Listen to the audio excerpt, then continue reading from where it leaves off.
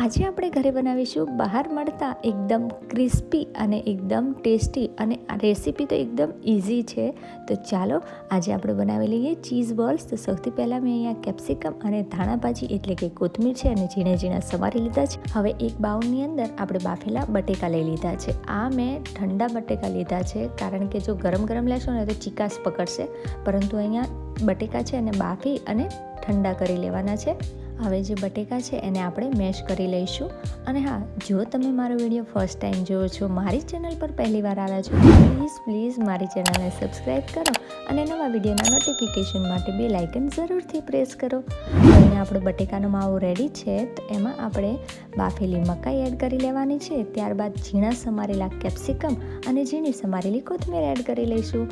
Cheese balls બનાવવા એકદમ easy છે, કારણ કે એમાં કોઈ જ બીજા મસાલા એડ નહીં થાય. તો મસાલાની અંદર આપણે ચીલી ફ્લેક્સ, અહીંયા મેં પિઝા સિઝલિંગ લઈ લીધા છે. તમે એની જગ્યાએ ઓરેગાનો અથવા તો મિક્સ હર્બ્સ પણ લઈ શકો છો. હવે ઉપરથી મરી પાવડર અને મીઠું સ્વાદ પ્રમાણે એડ કરી લીધું છે. ત્યારબાદ અહીંયા 2 ચમચી જેટલો કોર્નફ્લોર એડ કરી બધું છે એને સરસ રીતે આપણે મિક્સ કરી લઈશું. તો બસ આ જ રીતના આપણો સિમ્પલ એવો ચીઝ બોલ્સનો માવો રેડી કરી લેવાનો છે. હવે હથેળીની ઉપર થોડું તેલ લગાવી લેવાનું છે, જેથી કરી માવો છે એ હથેળીમાં ચીપકે નહીં અને એકદમ ઇઝીલી આપણા બોલ્સ રેડી થઈ જાય. તો આ રીતે થોડા પ્રેસ કરતા જઈ અને માવો છે એને પહેલાં તો ફેલાવી લેવાનો છે, જેથી આપણે વચ્ચે ચીઝ મૂકીએ ને ત્યારે એકદમ સરસ રીતે ઉપરથી પેક થઈ જાય. તો અહીંયા આ રીતે પહેલાં હથેળીમાં માવો છે એને ફેલાવી લઈશું.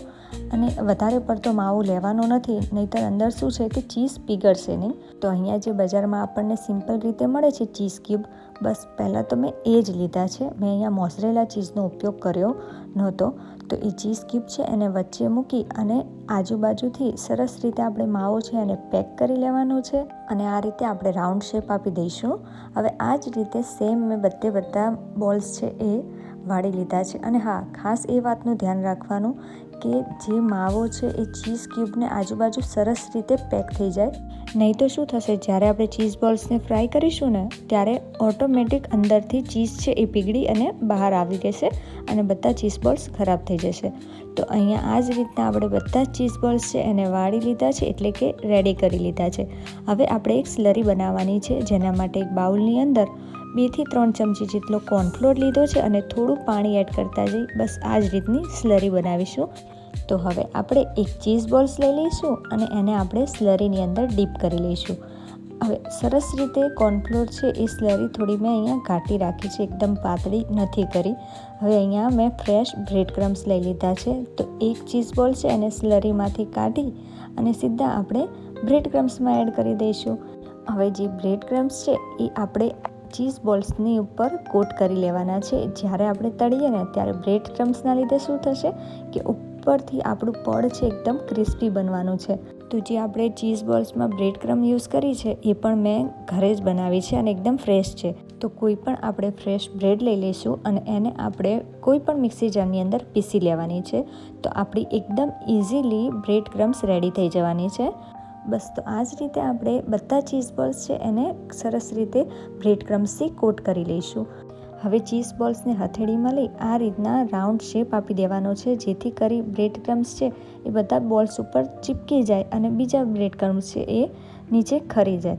તો બસ આ જ રીતે અહીંયા એક કરી અને બધા ચીઝ બોલ્સ છે એને આપણે ક્રમ કોટ કરી લીધા છે.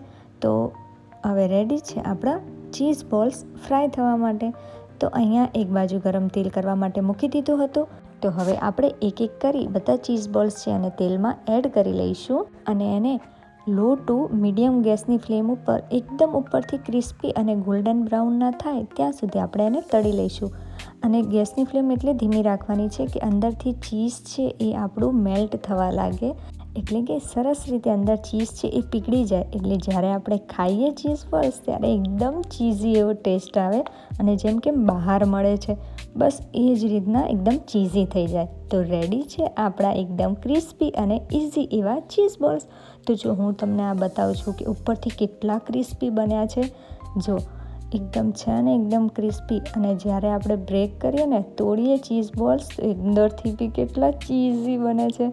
તો રેડી છે આપણા બહાર જેવા જ એકદમ ટેસ્ટી, ઇઝી અને ક્રિસ્પી એવા ચીઝ બોલ્સ.